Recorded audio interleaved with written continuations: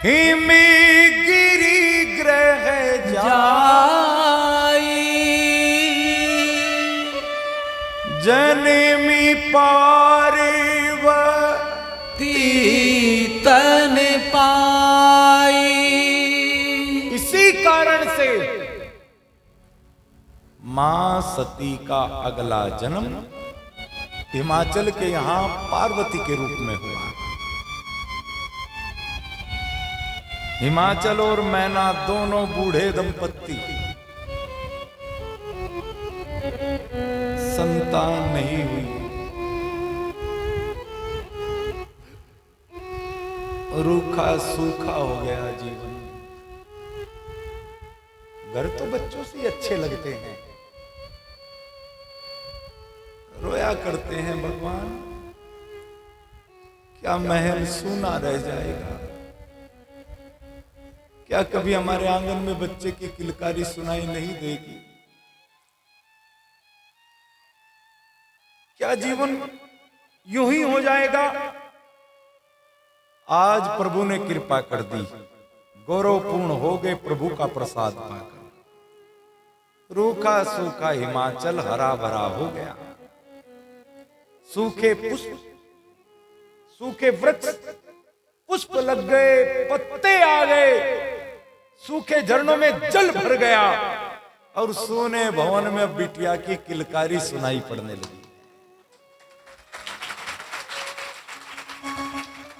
हिमाचल और मैना तो दिन रात किलोल करते हैं। साधु संत दौड़ दौड़ करके हिमाचल में आ गए हैं और गोस्वामी जी वर्णन करते हैं जब से पार्वती जी ने जन्म लिया है, ये सूत्र है, पार्वती जी क्या है? श्रद्धा है। श्रद्धा अगर बुढ़ापे में भी जन्म ले ले तो रूखा सूखा बुढ़ापा भी हरा भरा हो जाता है। अगर प्रेम बुढ़ापे में भी पैदा हो जाए, श्रद्धा हो जाए, तो रूखा सूखा बुढ़ापा भी हरा भरा हो जाएगा। क्या कहा है?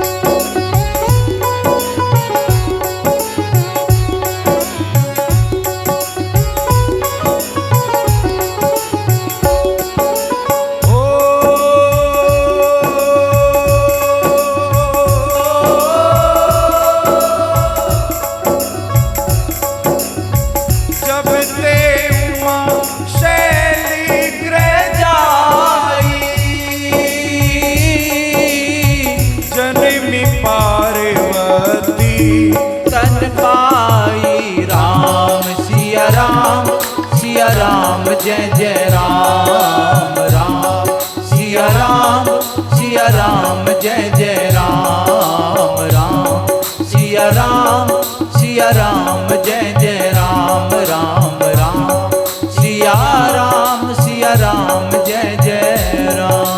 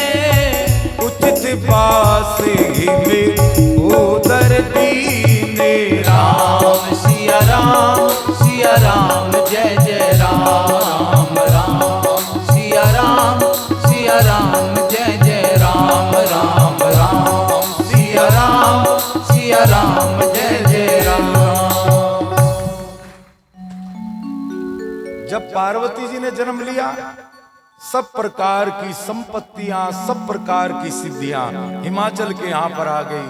सारा हिमाचल आनंद से भर गया।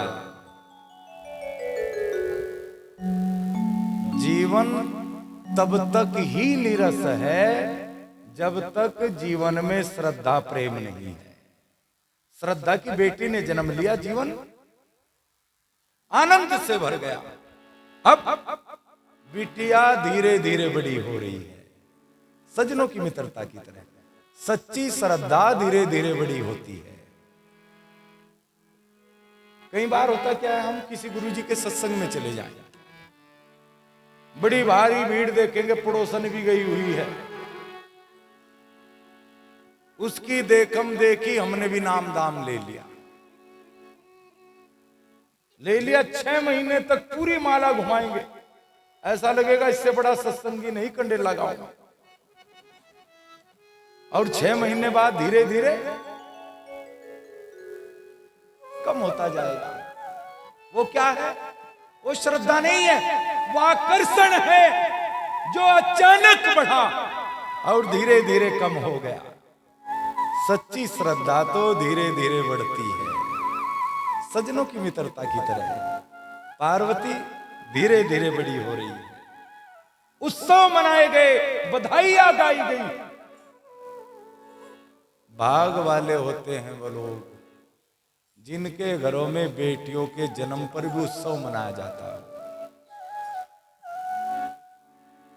वरना मैंने अपनी आंखों से देखा, जिस घर में बेटी जन्म ले ली थी उनके तो चूल्हा भी नहीं जलता था। ये तो कानूनन रोक लगी है। भूखा किसी को ना सोने देती हैं बेटियां, भूखा किसी को ना सोने देती हैं बेटियां, भाई को कभी ना रोने और कोई चीज इधर से उधर ना होने। हमारी आंखों से पहले आंखें भिगोती हैं बेटियां, और होते हैं वो भाग वाले जिनके घरों में होती हैं। भाग वालों के घर में होती हैं बेटियां, तो अपना भाग लिखा करके आती हैं बेटियां। जब समय आता है भगवान दे देता है उनके भाग में। अब स्वयं विद्या रूपा पार्वती जी जगत को विधा का महत्व बताने के लिए विद्या अध्ययन करती है।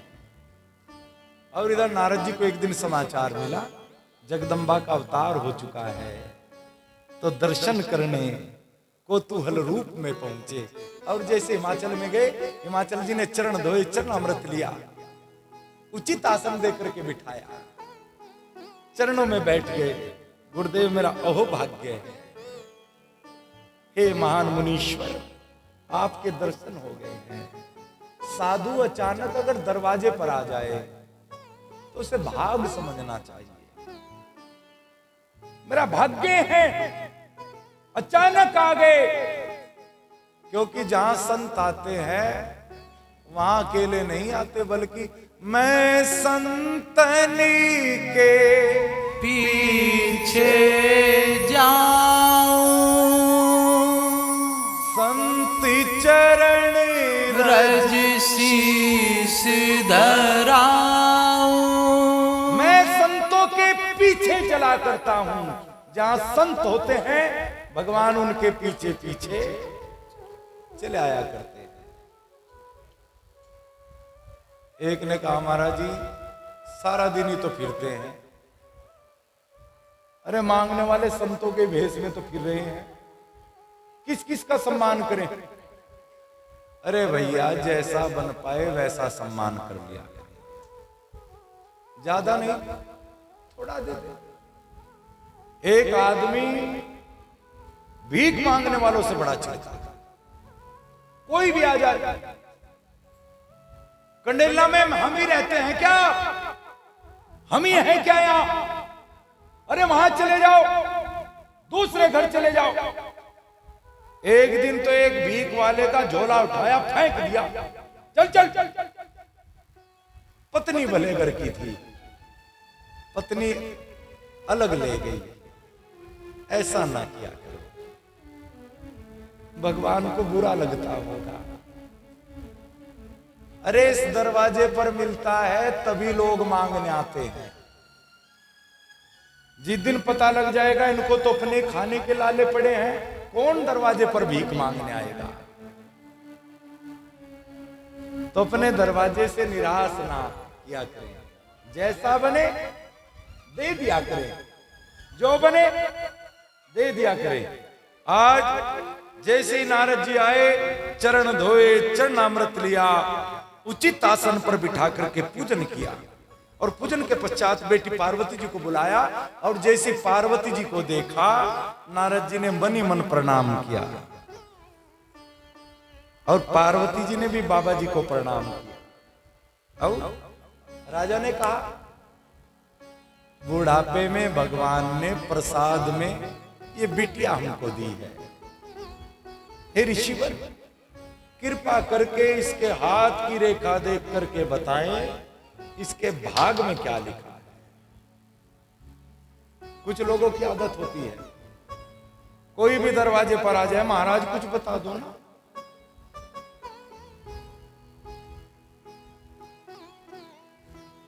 नारद जी ने कहा, महाराज ज्यादा चक्कर में नहीं पड़ते। नहीं नहीं, आप तो सामुद्रिक ज्ञान के विशेषज्ञ हैं, हस्तरेखाओं के जानकार हैं, कृपा करके हमारी बेटी की हाथ की रेखा देख करके बताए इसमें क्या लिखा है। जीवन में यूं ही उदास नहीं होते, किसी से ज्यादा दूर ज्यादा पास नहीं होते, और हाथों की लकीरों पर एतबार मत करना, क्योंकि तकदीर तो उनके भी होती है जिनके हाथ नहीं होते। भगवान तो उनको भी खाने को देता है जिनको हाथ नहीं दिए परमात्मा ने। नहीं नहीं, बताइए ना क्या लिखा है। बोले, सुनिए महाराज क्या लिखा है। मैगी मानंत नहीं जाती है बखानी, मैं ही मानंत नहीं जाती है बखानी, कोई कहे पार्वती उमा माँ भवानी, कोई कहे पार्वती उमा माँ भवानी, पूजेगा संसार भरे भंडार लेख दर्शाते हैं, सुनिए राजन भेद तुम्हें बतलाते हैं, सुनिए राजन भेद तुम्हें बतलाते हैं, ये नन्ही सी जान गुणों की खान लेख दर्शाते हैं, सुनिए राजन भेद तुम्हें बतलाते हैं, सुनिए राजन भेद तुम्हें बतलाते हैं।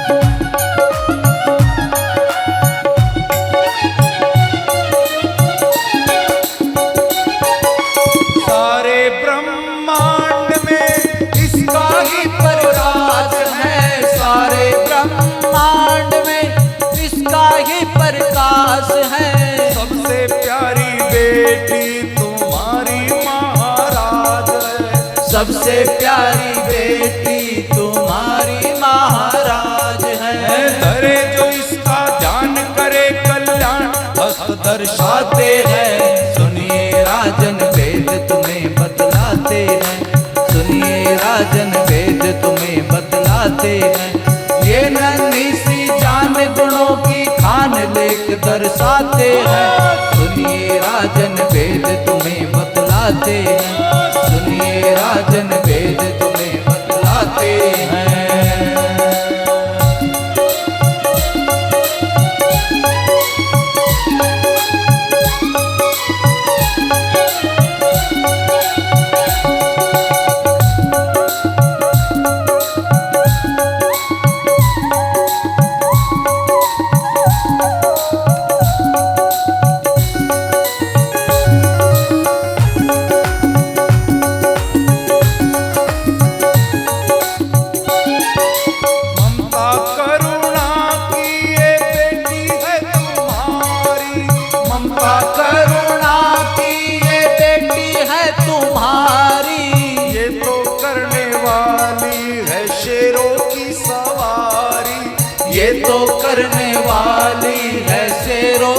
सवारी। वश में हो भगवान सूरज सी शान हाथ बतलाते हैं। सुनिए राजन वेद तुम्हें बतलाते हैं, सुनिए राजन वेद तुम्हें बतलाते हैं। ये नन्ही सी जान गुणों की खान देख दर्शाते हैं।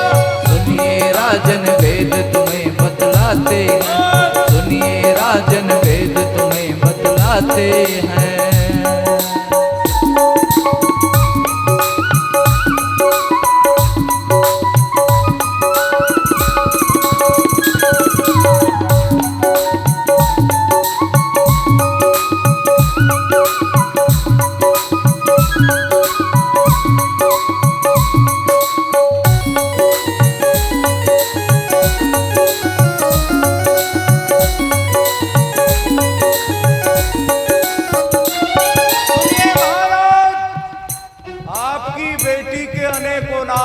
जगदम्बा भवानी उमा अनेक नाम होंगे। आज देखने वाले देखे होंगे आपने, मीठी मीठी बातें पहले बता देंगे और जब देखेंगे कि दक्षिणा पूरी जेब में आ गई है तब कहेंगे कि महाराज बस एक गड़बड़ है। ऐसे नारद जी ने भी कहा महाराज बस एक गड़बड़ है। कौन सी गड़बड़? बोलिए ना, सुन नहीं पाओगे। अरे बोलिए ना क्या है। इतन रेखाओं में इसकी अवगुणी एक भारी, रेखाओं में इसकी अवगुणी एक भारी। एक गड़बड़ है महाराज। कौन सी? पति मिले इसको कुरूप कुवेशधारी, पति मिले इसको कुरूप कुवेशधारी। जो रहे हमेशा नंग पिए विष भंग, प्रेमी डर जाते हैं। सुनिए राजन वेद तुम्हें बतलाते हैं, सुनिए राजन वेद तुम्हें बतलाते हैं। सुनिए महाराज, इसका जो पति होगा भिक्षुक होगा, कपाली होगा, दिगंबर होगा, निर्गुण निष्काम, माता पिता से हीन, शमशानों में रहता होगा। बोल ही रहे थे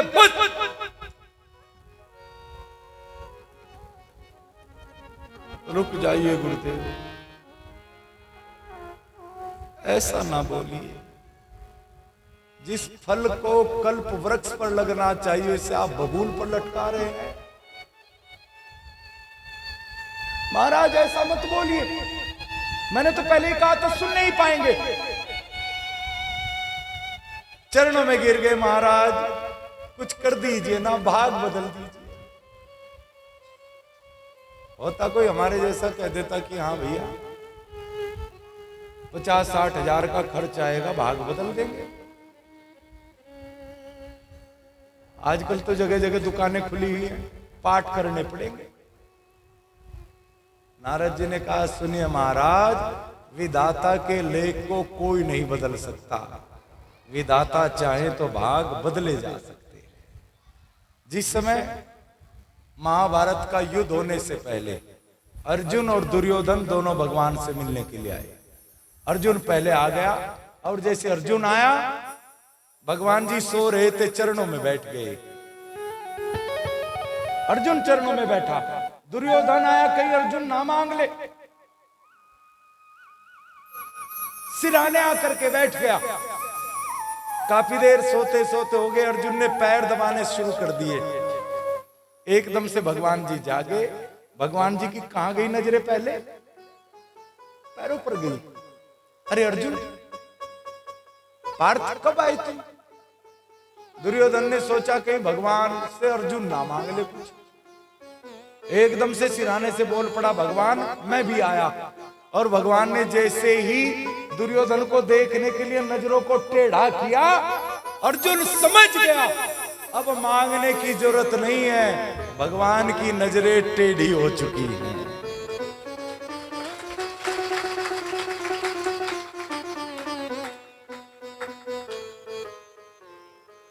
भगवान चाहे भाग बदल सकते हैं। सुदामा आया, भगवान ने देखा सुदामा के माथे पर गरीबी की रेखाएं। रुक्मिणी से बोली, अरे ओ रुक्मिणी, रोली चावल लेकर के आना, अपने मित्र को तिलक करना है।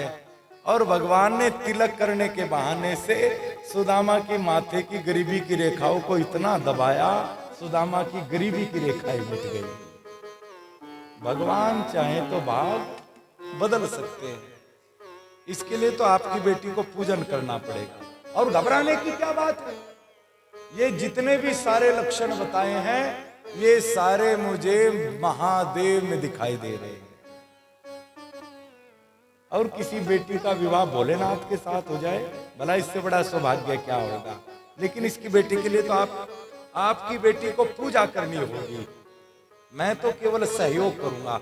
बेटी को बुला करके बोले, एक काम करना, ओम नमः शिवाय, इसका जाप करना। और पार्वती जी, गुरु ने आज्ञा दे दी, सबसे आज्ञा लेकर के पार्वती जी एक गहन वनांचल में पहुंची।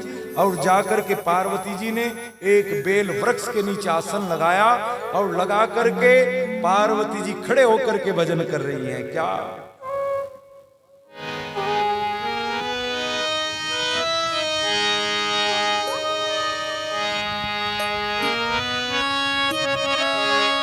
अगर आप भी गुनगुनाना उसके साथ। हरे हरे नामे शिवाय, भोले नमः शिवाय, शंभु नमः शिवाय, शंकर नमः शिवाय।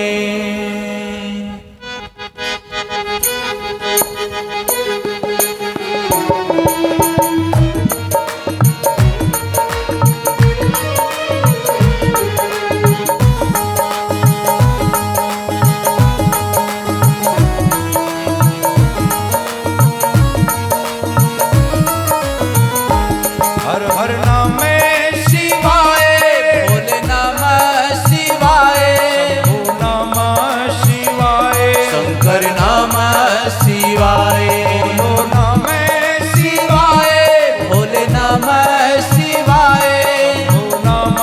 शिवाय, शंकर नमः शिवाय, ओम नमः शिवाय, ओम नमः शिवाय, नमः शिवाय, ओम नमः शिवाय, नमः शिवाय, ओम नमः शिवाय, नमः शिवाय, ओम नमः शिवाय, बोलो नमः शिवाय, हर हर नमः शिवाय, हर नमः शिवाय, शंभो नमः शिवाय, नमः शिवाय, भोले नमः शिवाय, नमः शिवाय, शंकर नमः शिवाय, नमः शिवाय, ओम नमः शिवाय, नमः शिवाय, ओम नमः शिवाय, नमः शिवाय, ओम नमः शिवाय, नमः शिवाय, ओम नमः शिवाय, नमः शिवाय, भोले नमः शिवाय, नमः शिवाय, शंकर नमः शिवाय, हर हर नमः शिवाय, बम नमः शिवाय, नमः शिवाय, शंकर नमः शिवाय, ओम नमः शिवाय, ओम नमः शिवाय, नमः शिवाय, ओम नमः शिवाय, नमः शिवाय, ओम नमः शिवाय, नमः शिवाय, ओम नमः शिवाय, नमः शिवाय, ओम नमः शिवाय, नमः शिवाय, ओम नमः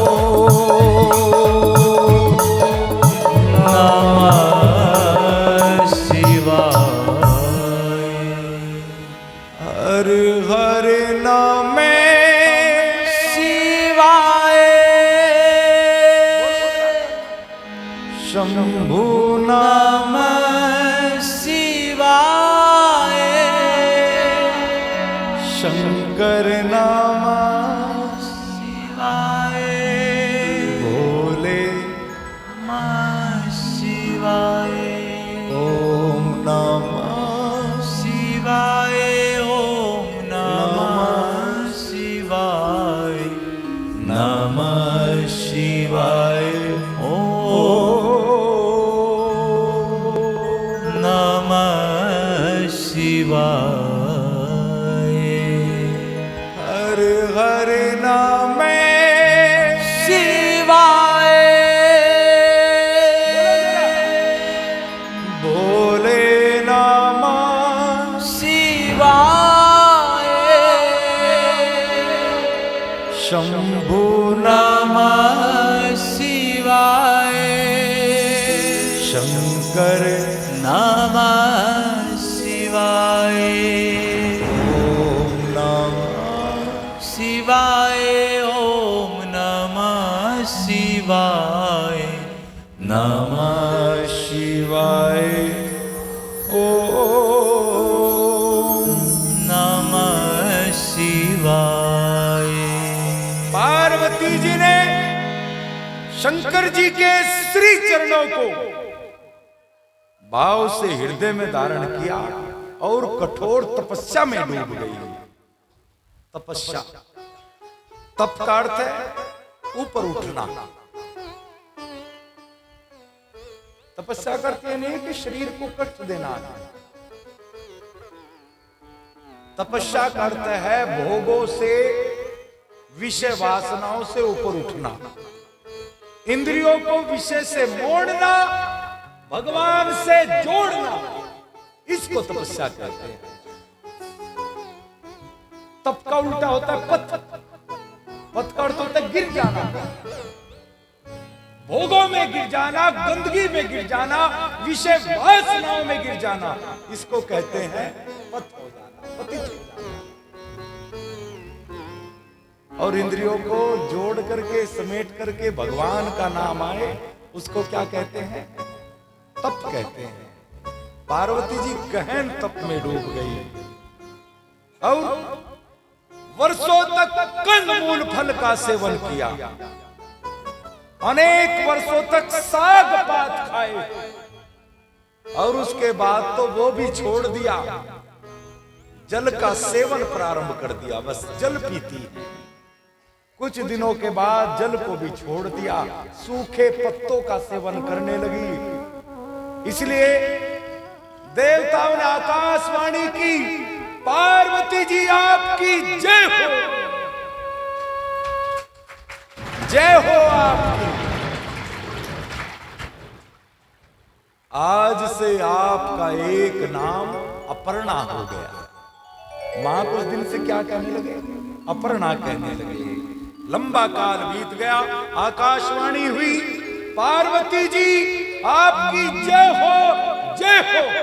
जब से सृष्टि बनी है और आज तक कोई इतना कठोर तप नहीं कर पाया, हम बड़े प्रसन्न हैं। एक काम करना, जब सप्तऋषि तुम्हारे पास आए, समझ जाना हमारी वाणी सत्य है। जिद छोड़ करके पिता के भवन को चली जाना, महादेव का विवाह तुम्हारे साथ अवश्यंभावी होगा। पार्वती जी प्रसन्न हो गई। अब आइए थोड़ा सा कथा को बदलते हैं। कहां चलते हैं? भोलेनाथ के पास चलते हैं। क्या हुआ? आइए जरा भाव से। जब से सती ने त्याग किया,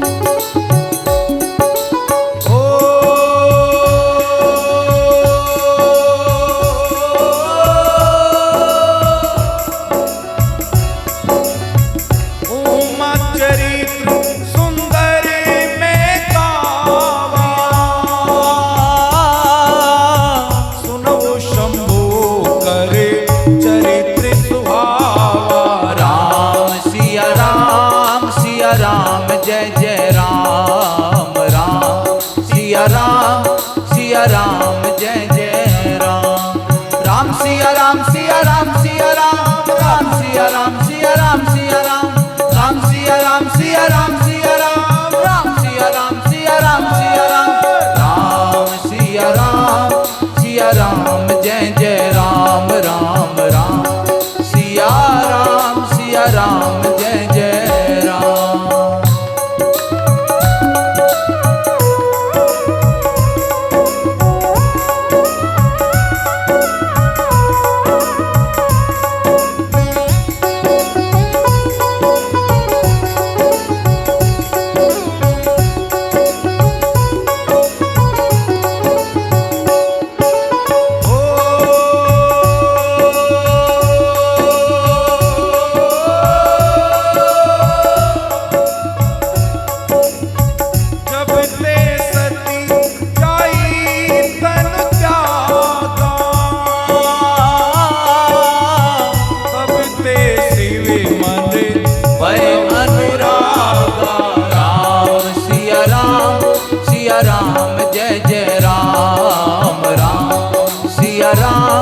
सिया राम जय जय राम राम सिया राम जय जय राम राम राम सिया राम जय जय राम। जब से मां सती ने अपनी देह को त्यागा, तब से भगवान भोलेनाथ के मन में वैराग्य छा गया। अर्ध विक्षुप्त जैसे हो गए, कहीं मन नहीं लगता। जहां भी कथा सत्संग सुने चुपचाप बैठ जाते हैं, आंखों में अश्रु आ जाते हैं और घूमते घूमते हिमालय पर आए, यहां बैठ करके समाधि लग गई। आज अचानक श्री राम प्रकट हो गए। शंकर जी आंखें खोलो, आंखें खोलो। और जैसे कानों के द्वारा शब्द भीतर पहुंचे, शंकर जी ने आंखें खोली। प्रभु आप इतना कष्ट क्यों किया? भगवान ने कहा ऐसे मिलने आ गए? अरे भैया कोई बुराई कर दी क्या? प्रभु ये तो आपका उपकार है, बड़ी कृपा आपने कर दी है। कैसे आगमन हुआ? भगवान जी राम जी बोले, हम जिसको भी दर्शन देते हैं कहते कि मांग क्या मांगना है, ये तो आपका स्वभाव है प्रभु। लेकिन आज हम देने नहीं आए हैं, लेने आए हैं। शंकर जी ने कहा मैं तो दास हूं, आज्ञा करें मुझे। बोले सती ने पार्वती के रूप में जन्म ले लिया है, आपको पाने के लिए कठोर तपस्या प्रारंभ कर दी है। भोलेनाथ हमने उनको वादा कर लिया है, एक काम करें आप गृहस्थ आश्रम में प्रवेश करें। शंकर जी की आंख में आंसू आ गए। प्रभु केवल आप ही ऐसा बोल सकते हैं। जिस नारी ने आपकी कथा नहीं सुनी, जो नारी सीता जी का वेश बना करके आपकी परीक्षा लेने के लिए गई, जिस नारी ने आपको प्रणाम नहीं किया, केवल आप उसके लिए ऐसा बोल सकते हैं। और भगवान आपकी बात कैसे टाल सकता हूं? आज्ञा सिर माथे पर। बोले दूसरे लोग कर सकते, तुम नहीं भैया, आज्ञा तो सिर माथे की जाती है। नहीं नहीं, तुम्हारे माथे पर गंगा बहती है, आज्ञा को रखोगे तो गंगा के साथ मेरी आज्ञा बह जाएगी। संतों की आज्ञा, भगवंत की आज्ञा कभी भी यहां ना रखे। ये तो बुद्धि होती है, बुद्धि यहां हाँ कहेगी, बाहर जाकर के ना कहेगी। संतों की आज्ञा को, भगवंत की आज्ञा को तो दिल में बसाएं। आज आज्ञा दे दी और भगवान जी तो अंतर्ध्यान हुए। अब इधर सप्तऋषि पास में आए और सप्तऋषि जैसे पास में आए। शंकर जी ने कहा प्रभु, अरे हमें जिनसे विवाह करना है जरा एक बार पता तो कर लो, उनका प्रेम कच्चा है या पक्का है। आज सप्तऋषि परीक्षा लेने के लिए पहुंचे और जैसी वनांचल में पहुंचे, पार्वती जी जैसे तपस्या का कोई अलौकिक मूर्ति खड़ी हो, इतना तेज है सप्तऋषियों की भी आंखें चुंदी आ गई।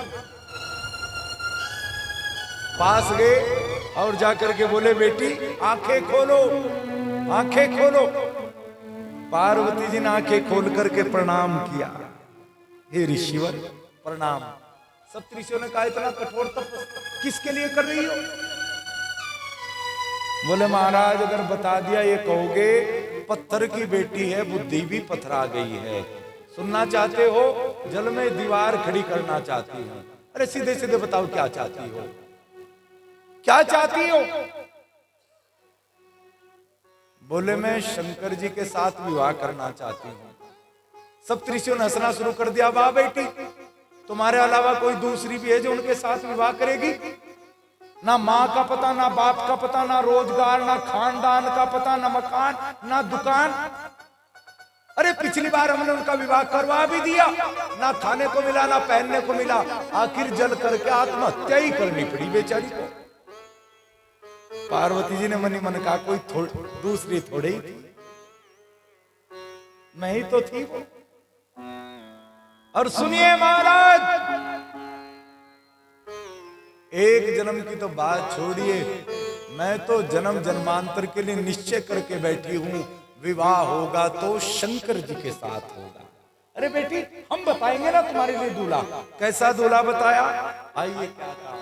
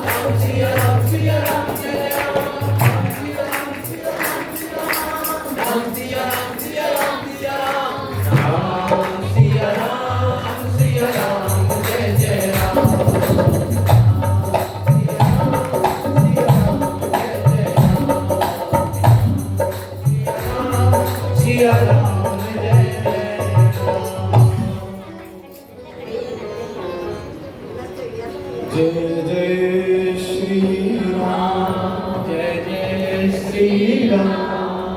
सप्तऋषियों ने कहा, बेटी तुम जैसी सुंदर हो ना, हमने तुम्हारे लिए वैसा ही सुंदर दूल्हा ढूंढा है।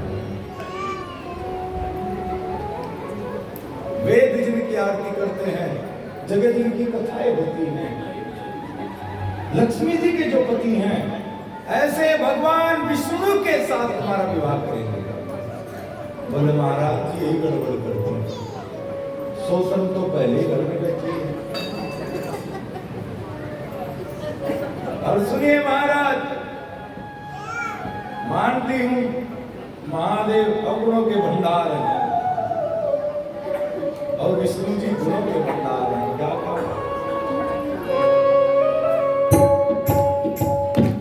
महादेवी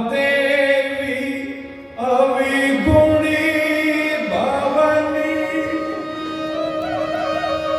विष्णु सकली गुणी दान जय करी मनी रम जाई समिते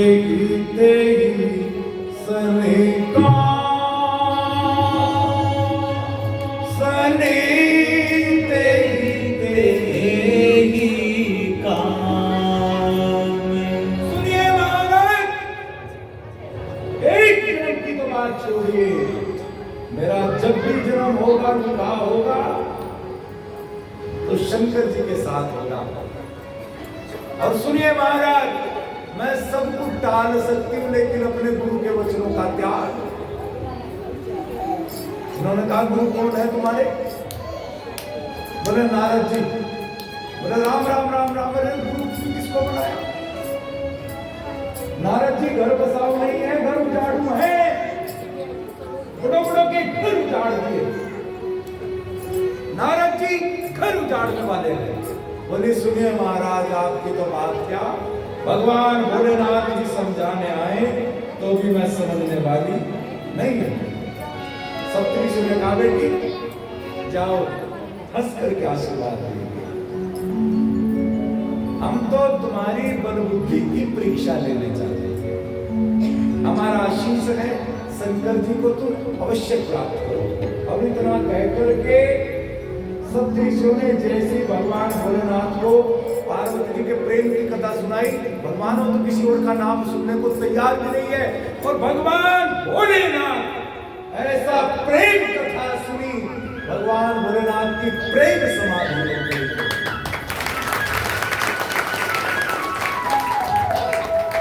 पार्वती जी पिता के यहाँ घर पर वापिस लौट आई और गोस्वामी जी ने मोड़ दे दिया कथा में। क्या लिखा है?